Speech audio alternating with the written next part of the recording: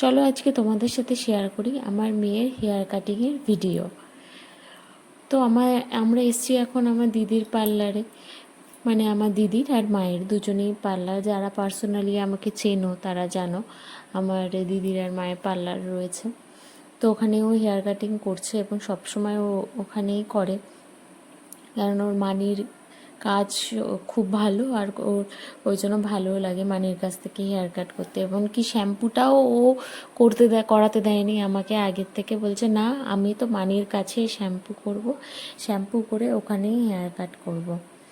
তো ওর খুব ভালো লাগে ওটা করতে। যে দেখো চুলগুলো কত বড় হয়ে গেছে। তা এখন আমার দিদির ছেলেও ওখানে আছে, দেখলেই ভিডিওতে।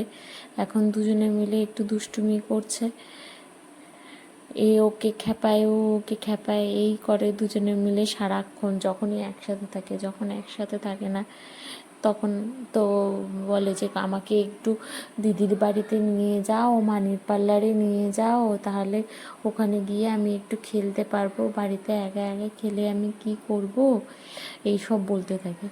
যাই হোক, ওর হেয়ার কাটিংটা স্টার্ট হয়ে গেছে। এখন খুব দুষ্টু মিষ্টি মেয়ের মতন বসে রয়েছে, দুষ্টু না সরি মিষ্টি মেয়ের মতন বসে রয়েছে। একটু পরেই দুষ্টুমি শুরু করবে, এই যে অলরেডি শুরু করে দিয়েছে, দাদাকে ওই ওই করছে, ওই যায় দেখতে পেয়েছে তো, ওই ওই করছে। সে যাই হোক, দুষ্টুমি করতে থাকুক, তার মধ্যেই যে কোনোভাবে শেষ করতে হবে দিদির কাজটা, না হলে ওর দুষ্টুমি শেষ হবে না, আর এদিকে হেয়ার কাটিংটাও শেষ হবে না।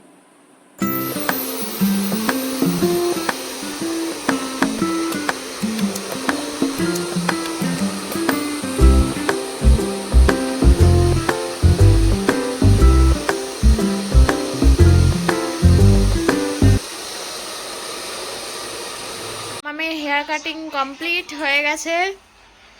থ্যাংক ইউ বলে দে মানিকে। টাকা দে।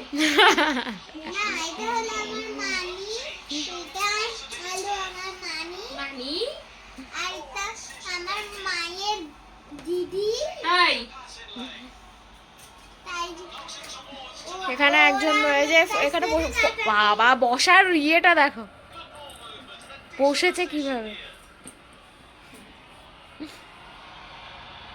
এত ভালোবাসা, এত ভালোবাসা। রাখিতে কিছু নেবে না তো? রাখিতে কিছু নিবি না তো বাবা? জন্মদিনেও কিছু নেবে না বলেছে। না জন্মদিনে রাখিতে নেব না, না না আমি তো জন্মদিনে দেব। জন্মদিনে যদি কিছু ভালো লাগে থাকে তাহলে অবশ্যই লাইক কমেন্ট করে জানিও। আজকের ভিডিওটা এখানেই শেষ করলাম।